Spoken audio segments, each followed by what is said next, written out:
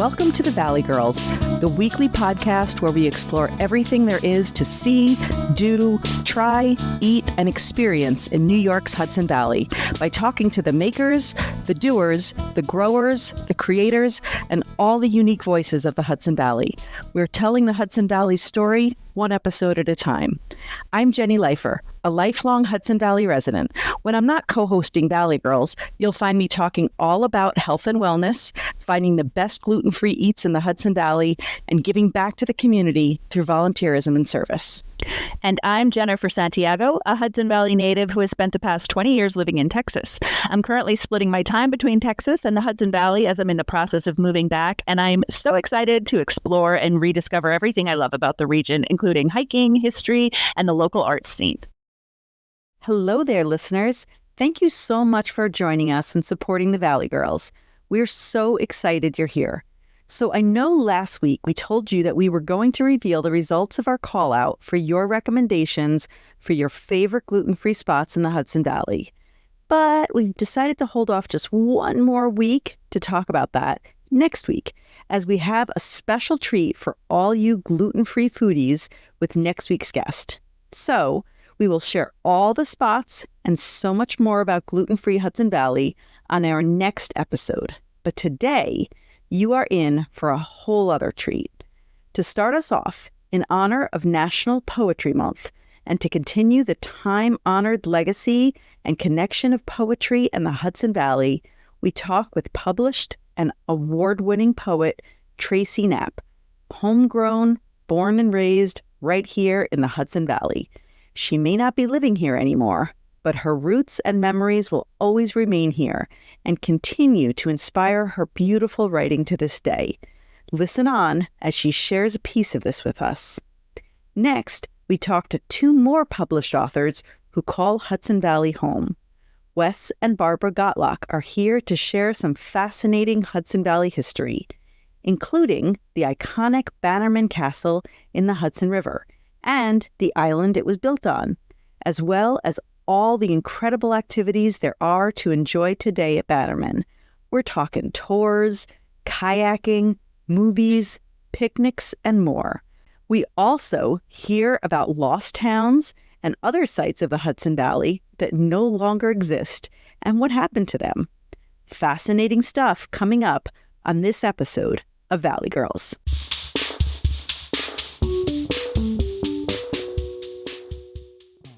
So recently, I was talking to an old friend, Gwen Corso, who is a fellow member of the FDR high school diaspora. She is in Denver. And she's been listening to the podcast, and she had listened to the first episode, and we were talking about, who else we know from the Hudson Valley who's cool. And we were talking about Aaron Taylor Kuffner, who I'm going to have on a future episode.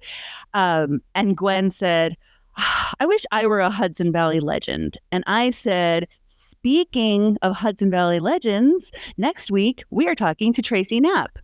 So I'm going to read a little bio about Tracey so I can introduce her. And then we're going to be speaking with Tracey. So Tracey Knapp's first full-length collection of poems, Mouth, won the 42 Miles Press Poetry Award and was published in 2015.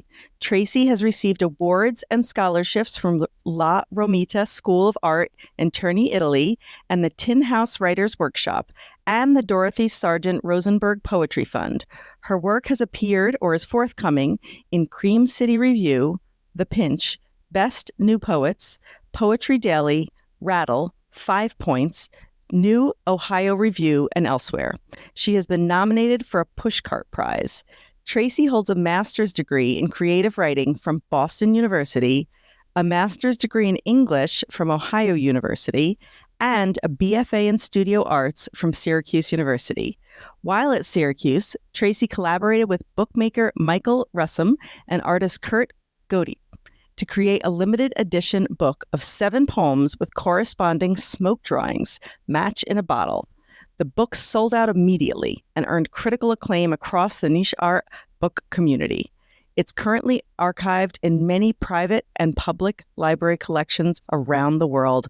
Welcome, Tracey. We're so excited to have you here. Thanks for coming. Thanks for having me. Hi. Hi. So you and I went to high school together. So we grew up together in the Hudson Valley. And it's been an ongoing theme on this podcast, even though we've only had 5 episodes so far. But I have talked on every single one about being from the Hudson Valley, growing up there, and then going away and longing to go back to the Hudson Valley. I've been in Texas for 20 years, and I am trying very hard to get back home to the Hudson Valley. And we've talked to several other guests kind of about that too. When we talked to LV from Found and Fixed, she said, I've came from Poughkeepsie and I went away and I came back 3 times and this is it. I'm staying here. I'm not going to make that mistake again. And you are kind of the opposite. Once you left the Hudson Valley, you went to Syracuse and you went to Ohio and then you went to the West Coast and you never looked back. So does the Hudson Valley kind of influence your creative work? And how's that been for you being from here and being gone? I just felt the minute I came to California that I fit in a way that I never felt that I fit in the Hudson Valley. And my brother, who also has lived out here in California for 27 years, feels very similar to the way that I do. It's interesting because now I'm like, well, should I move back? But what's interesting, I just saw Aaron Taylor Kuffner like a week ago, by the way. Aw. And at our opening for him here in California. But I moved out here because I fell in love with San Francisco. And in San Francisco at the time, the first time I moved here was in 2000. And it was still like kind of .com-y. It was before the .com crash.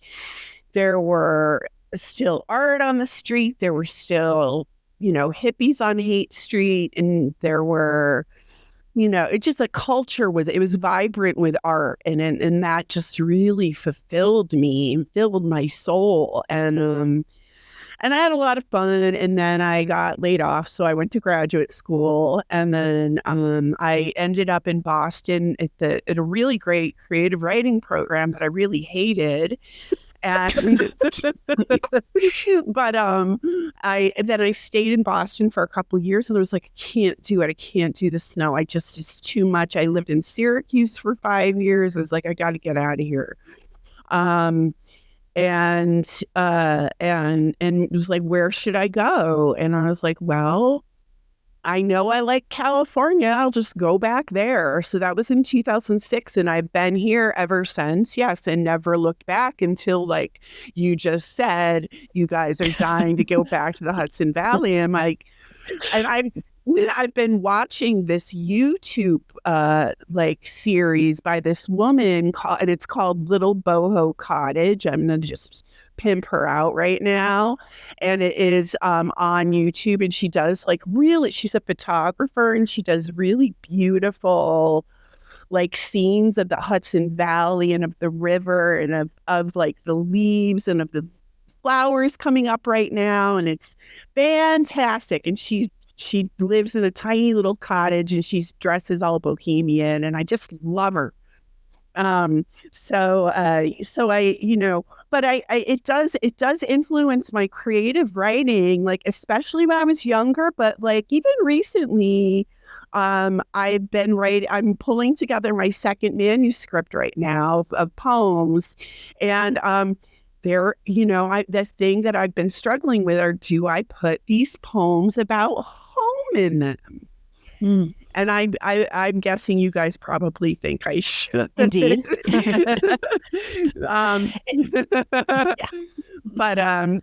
So that's kind of what's been up. Or that could be a separate collection, and we can publish it because Valley Girls Media would love to. We're gonna be branching out Tracey into Knapp that, poem. so we could do that. Oh wow, you're gonna go multimedia. That's right. Empire, baby. All right. Well, if you need a writer in residence, I'll move back to the Hudson Valley. As long as you will work for $0, because that's how much we are currently making from our podcast. Oh, yes. But Oh yes. Absolutely. I'm loaded right now. So what's next for you creatively? And will you read us a poem before you go? Yeah, sure. I am finishing my second collection, which is right here. Nice. Ooh. Of poems. And it's tentatively called Swerve. Nice. And next in a year, I work with I'm working with individual poetry clients. I still study with the poet, very famous poet Kim Adonisio. I've been taking workshops with her for about 17 years, and she's my mentor and my friend. And then next year I'll be going with her to I think you mentioned in my bio the scholarship that I won in Terni, Italy, to La Romita School of the Arts. I'll actually be teaching there with her next summer in the poetry program. It's a 10-day. Oh, cool. Yeah, so it's a 10-day thing, and I'm pretty sure you need a chaperone and translator, and I volunteer as tribute. Yeah, I will be a personal assistant for no charge. I need a babysitter, really. I need two of them. Yes. I'm very, I'm a child at heart. We can take this show on the road, All right. Well, now I'm going to read you a poem. And it's not a fun, I have what should I read? I'll read you a poem called Homegrown, and it was written after it was written after this poem by this guy named Robert Francis. It's called Silent Poem, and the poem, you'll notice, is very specific rhythms, and there's no sentences, but the words are meant to evoke a place. And so this is meant to evoke. I didn't grow up in a city. I grew up kind of out on the edge of Salt Point and Clinton and Hyde Park, like out in the boonies. And so my playground was the backyard of my house. And there was a creek down there, and we grew up near the river. So you'll see things that really are reminiscent of the woods that kind of was my playground when I was growing up. And it's called Homegrown.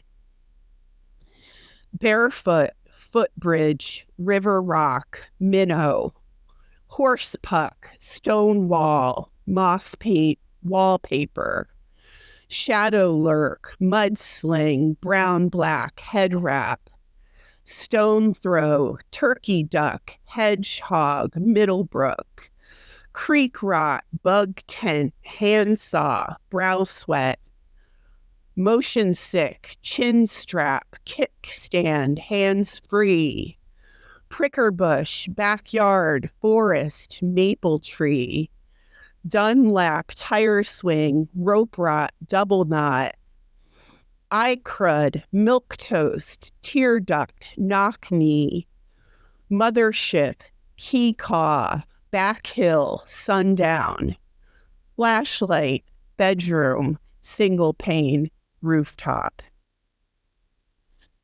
Oh, I love it. All the feels. I mean, at one point I felt like I need to close my eyes because it just totally brought me back. I mean, I grew up a little bit north of you guys in Hurley, but all the same stuff, all the feels. I love that. Thank you so much, Tracey. Thank you. Thanks for having me. Is that not yet published? Not yet published.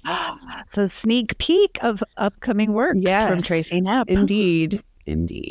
Homegrown right here in the Hudson Valley. That's right. Homegrown in the Hudson Valley. Oh, thank you so much for being here, Tracey, and for joining us today. Thanks for having me.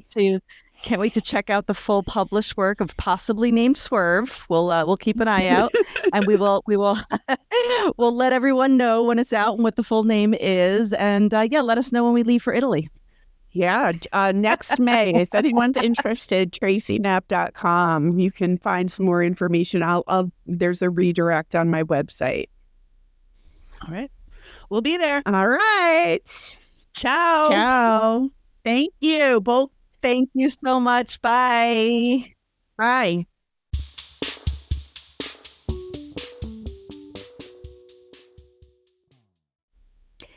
Today, we are talking to two people who love Hudson Valley history so much they have literally written the book on it, or 6 books to be exact. Retired educators Barbara and Wes Gottlock began their writing careers when they became fascinated with Hudson Valley historic sites, particularly Bannerman Island.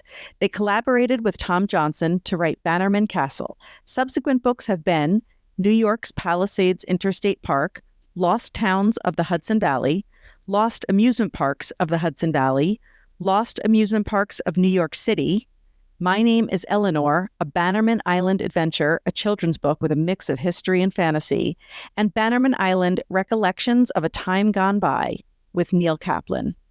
Their most recent release is a solo effort by Wes, with Barbara's help, Manhattan's East Village, 3 Decades of Madness, which chronicles the colorful history of that neighborhood from the 1960s through the 1980s. Wes and Barbara have lectured extensively throughout the New York City metropolitan area in recent years. They are still active volunteers with Bannerman Island. Wes is an island docent and the senior tour coordinator. Barbara is on the Bannerman Castle Trust Board of Directors and still leads occasional tours.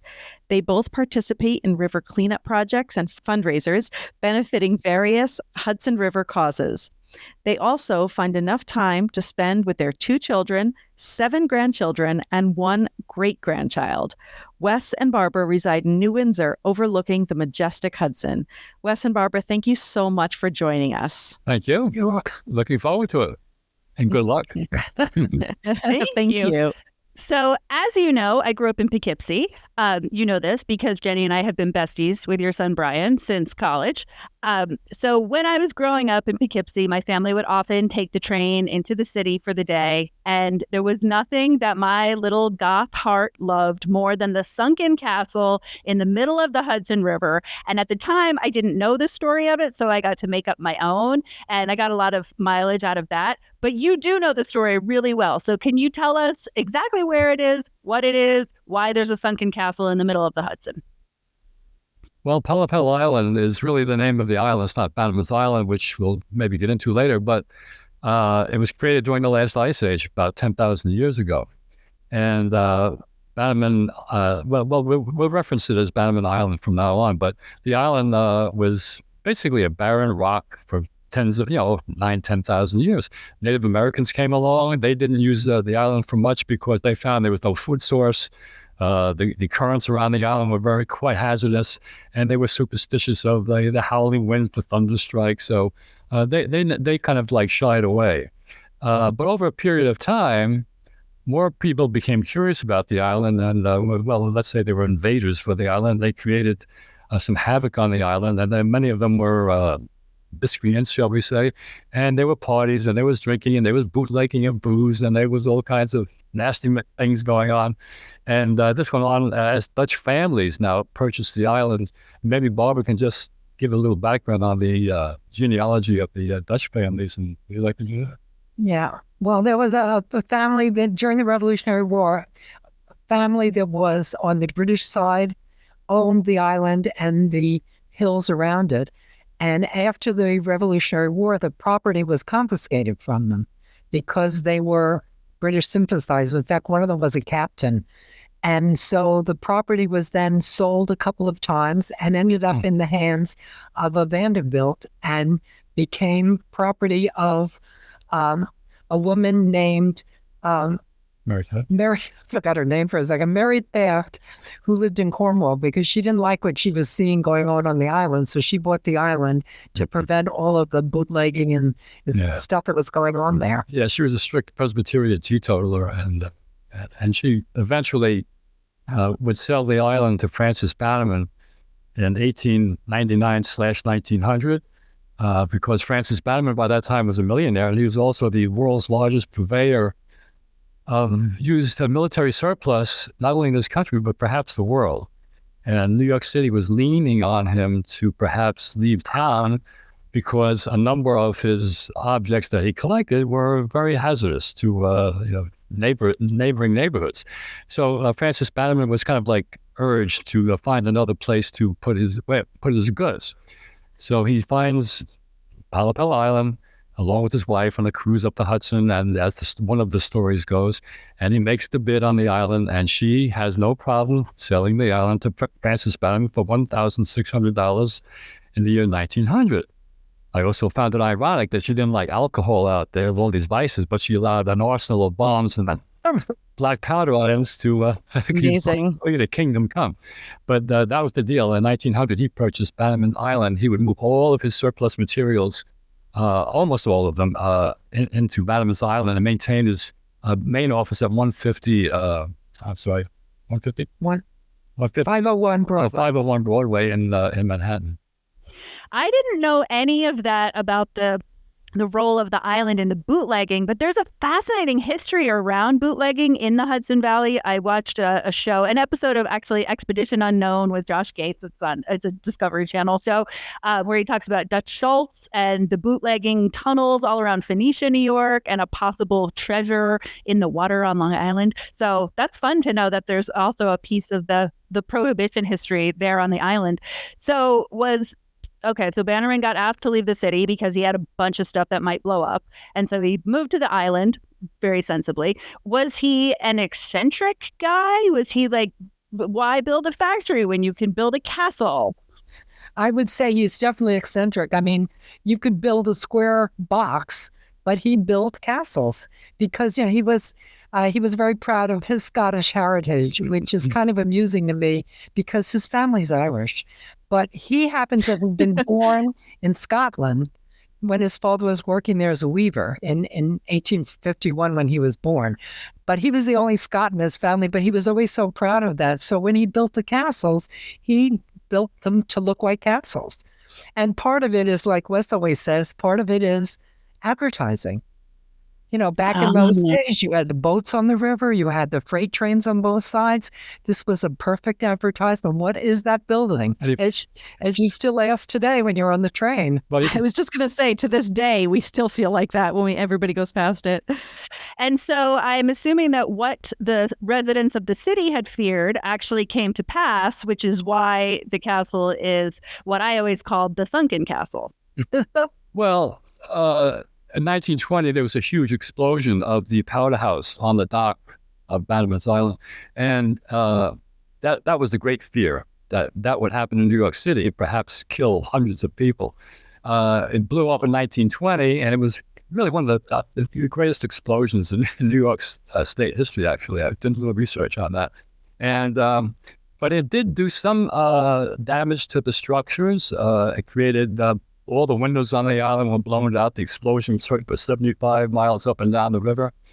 And there were only 6 people, fortunately, on the island that day. Mrs. Bannerman and her friends and the superintendent were on the island that day, and they were all taken to the hospital. None of them were killed, but they were taken for shock and eardrum perhaps damage and what have you. But that was a horrific explosion, and it spewed shells all over the area. And it created, it blew a portion of the retaining wall on the west side of the island, clear across the island, a 25-foot section, and landed on the railroad tracks on the east side of the river and blocked freight traffic for 3 days. It was really a major explosion. Now, if that had happened in New York City, it probably would have taken out city blocks and killed a lot of people. Absolutely. That was very forward-thinking of them to get it out of the city, but unfortunately, it's all so fascinating. The whole history of it is fascinating. Seeing it in person is fascinating. We took a tour of the island with you a few years ago, if you remember, when the kids were, big, and caught the ferry in Beacon and did the walking tour. We had our walking tour with Barbara of the grounds. And I know the island still runs tours and has expanded into some other ways to enjoy and explore the island as well. Can you tell us a little more about how else we can enjoy this local treasure? Okay. Yeah. In addition to our walking tours, our history tours, which we have now truncated a little bit to give more folks the opportunity to explore different parts of the island that we've begun to open, different trails and what have you, bridge crossing and what have you. But we've expanded the island, our menu into entertainment now. where we have now movies, we have movie nights, we have 3 live productions this year that we're doing, theater productions. We have third Sunday picnic and bring your own lunch tours. So, we're kind of, and the movies, by the way, I think we're showing 9 movies this year. And we're doing, as I said, 3 live productions this year. And the major fundraiser we have is dinners. We're having a dinner, a Titanic dinner that is, I think, like 11 courses or something like that in May. And in September, we have another dinner that's run by Noel Wake, who used to be the governor's chef. And he brings out chefs from the island, from all over the area, and they prepare meals for the company. And that's our major fundraiser for the year. With that actual Titanic menu, that is incredible. The last day of the Titanic, the menu is identical. We have wow! We have Titanic dishes that we use, and we give them away as souvenirs and what. It's really cool. It's only $350 a plate, but all right. So how do we get in on that, or on some of the more affordable adventures? Do I need to go to your website for tickets? Yeah, you have to go to bannermancastle.org. You'll have the whole menu. We do kayak tours also, by the way. You'll see the guided tours, you see the kayak tours, you see the theater things, and all the other things on the menu that we do. We do charter tours as well. So, but the Saturday and Sunday and Friday night history tours are our bread and butter tours that generate most income throughout the year. And the other ones are, we help support the other ones, the theater things and so forth and so on with those tours. Is it BYO kayak, or do you have kayak rentals? No, we charter with a company in Cornwall, SCAT, Storm King Adventure Tours, and they bring out people every Saturday and Sunday, sometimes 2 a day, 2 groups a day, as many as 20 people at a time. And I know the people go over there, they get a kayak, they get their oars, and they get lessons, and they come over to the island. They do a little run around the island first, and then we give them the tour. They dock, and we give them the tour, and then they leave the island and go back to Cornwall. And you can also arrange to bring your own kayak to do a private kayak tour. That's also part of the schedule. You can arrange to have somebody meet you at the dock, and they'll give you a tour of the island. So you can do it on your own as well. That is so cool. That is so cool. cool. It is really such a treasure. And I am so appreciative of the work that you two and the Bannerman Castle Trust have done to restore this. Really, there's nothing else like this any place else that I've ever been. So I love how much work you've done to preserve it for us. But in addition to your work at Bannerman's, you've researched and written several other books, as Jenny mentioned, including The Lost Towns of the Hudson Valley and Lost Amusement Parks of the Hudson Valley. Can you give us a few of the most interesting or surprising or obscure tidbits you picked up from that research? Wow, that's a tough question. Lost Towns. Well, I'll tell you something. Lost Towns, literally lost towns. These towns are not one of them can you see anymore. One of the lost towns we did was actually a World War II camp called Camp Shanks, which is located in Rockland County. And it was the point of embarkation for millions of soldiers who left the United States to fight the wars in North Africa, World War II, and Europe during World War II. And I think 3 million people passed through Camp Shanks throughout the war years. And the government purchased the property. They built an infrastructure for all these soldiers coming in to be processed and sent overseas. And we had no knowledge of this ever. We lived in Rockland County for about 25 years and never had knowledge of this place before. And the more we looked into it, it was absolutely fascinating. It was the world's largest embarkation point of any American troop activity, I think, in history. And entertainers came in to entertain the troops because they were on their way to Europe or Africa or wherever they were going. And they only spent about 8 to 10, 12 days there training and writing their farewell letters and getting insurance papers straightened out and having a little recreational time. And the entertainers would come in like Benny Goodman, Frank Sinatra, Goodman, and Joe Louis, the great boxer. They would come in just to talk to the guys before they left. It was really an eye-opener. And that was Lost Towns of the Hudson. And the most amazing part about that to me is after the war ended, they used the Quonset. They ripped down part of it, but they used some of the barracks to house soldiers coming back from the war that were going to college.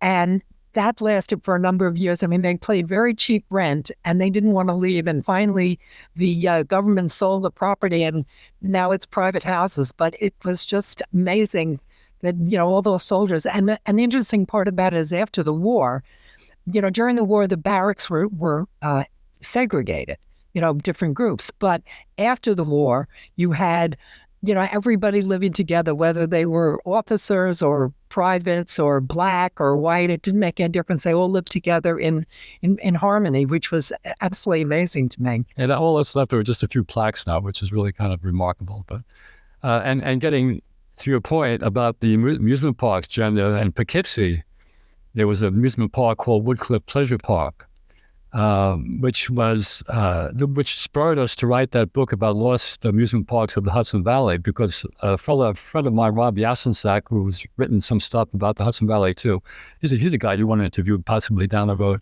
But Rob suggested, well, Wes, you're interested in writing another book. How about, there was a great amusement park in Poughkeepsie called Woodcliff Pleasure Park. And I looked into it a little bit. And oh my gosh, it was really it was the most modern and it was the most popular amusement park in the Hudson Valley. It lasted, I think, I forget the years precisely now, 1927 probably to 1942. It was the most modern of rides for that time. All the parks we wrote about were older. They came about starting around the turn of the century, but Woodcliff came along, and even during the Depression years, it really was very, very well attended, and it had fabulous rides. And the one thing about Woodcliff, it's on the property that is now Marist College. So wow! I had no idea. We did a couple of talks at Marist College, and they could look out the window at where the amusement park was. It was so amazing. I never knew this. That is so fascinating. The one thing I think of when I think of lost towns in the Hudson Valley is I think of the Ashokan Reservoir. That always comes to mind because it was built back, early 1900s, 1907, something around that time, as we know, to supply the water for New York City. But they had to flood 12 communities and thousands of acres of farmland in order to build, to create this reservoir. And it's just that story always just amazes me. It's always what I think of. Bob wrote about that in our Lost Towns. I wrote about that. And to me, the most amazing thing is the railroad. They left the railroad through all of that property until the very end. And you can see a little tunnel where the railroad tracks went while the reservoir was being built around it. And at the end, they sealed that tunnel and flooded the whole place. It's just absolutely amazing. So local author Lucy Sante also has a book called 19 Reservoirs, and we'll put links to all of these books for other people who are history and book nerds like I am. But yeah, the whole reservoir area has its whole own complicated history too, because of course land was taken for the public good and people were not properly compensated for the value there was a lot of property. controversy for sure. But before we let you go, I know this isn't strictly Hudson Valley, but I loved your book, Wes, Manhattan East Village, 3 Decades of Madness. And it's so much fun. I actually lived on East 7th Street between 1st and A after college. So I have a soft spot for the East Village anyway. Yeah. I loved especially how you dug into the local music scene. And, that was the hot spot for so much creativity. So Tell us a little bit more about that book and your research and why you were drawn to it. Well, there's several reasons why we were drawn to. I was drawn to it anyway. And Barbara as well, because she was she was raised on the Lower East Side. She was raised in Alphabet City in the Jacob Riis housing projects in Avenue D. And when we met, I met her and when I was 18 years old, way back then. And at that point, when we got married in 1968, I became a social worker. And what was my beat but the Lower East Side and Alphabet City area pretty much. So here I am married to a woman who grew up in that area, and now I'm working in that area. And then after 3 years, I went into the personnel division, and then after that, I was bored to death. But so I said, I'm going to try a new career. So I went into teaching, got my teaching credentials, and where did I work? Alphabet City. So for 32 years, I was a teacher in Alphabet City. I worked on East 3rd Street. between 1st and 2nd Avenue at PS 63 for about 32 years. So that combination of experience and the things I've heard and the places I visited and the places I ate and the music I saw, and years later, I always had in the back of my mind, this is what I really want to write about. So I finally put my boot and gear, and just before the pandemic, I started working on it. And it took me a long time, but I think 2 years to get it out. But I just really love doing it. And I get great responses on it on Facebook, and it's really doing well on Amazon particularly. And thank you for the review, Bun. You did a nice review for me on good reason. You're very welcome. I got an advanced reader copy from Brian, but oh, did you? Okay. So what is next? Can we expect another book soon? Any other projects coming up? Wow, that we keep saying that the last one, we never thought we'd be doing 8 books. No less, thinking about the next one. If something comes along that piques our interest, I'm sure we'll delve into it again. But it's really a chore. Each book takes anywhere from a year to 2. Even both of us working on it, at least a year or 2 to put together and get out. We've worked with publishers and we've done independent publishing as well, and that's really a chore. Barbara, thank God, she has all the technical know-how. I don't have all that formatting experience, but we're able to plow through that. Publishers to this day really don't help really very much in promotion and what have you. So putting out, your own book independently published is really kind of a chore, but it's really, in the long run, I think it's worth it. You have total control over what you do, and nobody edits anything out. You don't want to edit it out. You do what you pretty much want to do. So I don't know. To answer your question, I really don't know. If somebody comes up with a project, we will probably get into it, I'm sure. All right. Jen will put her thinking cap on, I'm sure. Oh, yeah. When Wes says that Barbara has all the technical knowledge, she was a librarian for how long? 30 years. And librarians know everything. We love librarians. They do. And also, it's been fascinating to see the evolution of the role of librarian from, when we were in elementary school, you just checked out books, to becoming really the technical experts, helping people find all the electronic resources. So, I was going to say, when I taught the first computer that came into the school, where are they going to put it? It's one computer, there's, 30 classes. Where are they going to put it? In the library. So I became the resident expert on computers. And I mean, not that I could do any programming anymore, but, you have to learn because it's there. It's so Absolutely. Cool. And Barbara, by the way, when she was very young, like 14, 15, she worked as a page in the library. And you may be, if you're familiar with the Lower Side, and you spell it, Jefferson Market Library. No, Tompkins Square. Yeah. No, Jefferson Market. I was poor. I started out as a page in Tompkins Square, and then when I graduated from high school, I became a clerk in Jefferson Market on 13th Street. Where the old courthouse. That's great. Very cool. Well, we are grateful for your librarian work and your education that you've done, and sharing and researching so much of the Hudson Valley history with us. We are going to put links. We'll put a link to gotlockbooks.com in our show notes so people can find out more about all of your projects. And we'll also have links to everything from our website, valleygirlspodcast.com. And I will try to dig up some pictures from when we visited Bannerman Island with you guys a few years ago, and I'll put them up on the website too. Oh, I was actually just talking before we came on to do this. I was talking to my daughter, asking if she remembers, and she swears they were so little, but she remembers. She was telling me details. Now I'm not sure if it's because she remembers seeing the pictures from it that we have, but she remembered all of that. And she said, "We've been a few times." I said, "No, that was only once. We just saw a lot while we were there." You might enjoy the children's book we wrote then. That takes place on Bannerman Island. So it's about a woman who grew up on the island, and she gave us, she donated memoirs to me and Barbara of her life living on the island. 50 pages of memoirs. And Eleanor Sealand is still alive today. She's 91 years old. And we created this whole mystical story about her on the island, and as the kids follow a treasure hunt. So I think some of your daughter, how old is your daughter? Well, she's 19 now. Oh my God. She was little then. No, but in the book, what I did is I took her memoirs and I put them in italics, indented them. So her actual stories with very little editing. I tweaked a couple, but I didn't have to. And so there's, I don't know, 12, 20 of her stories. I'm not sure how many. Quite a few. That is so great. And we can also, if you'd like, put it's bannermancastle.org. Bannermancastle.org. Bannermancastle.org. Right. So we can also make sure, we you connect find that all as well. Those, that's all of our events that you'll be able to find there. Yeah, we start May 1st. Well, first weekend in May, that we begin our tours again. And we run through So exciting. Halloween, basically. We run through the end of November.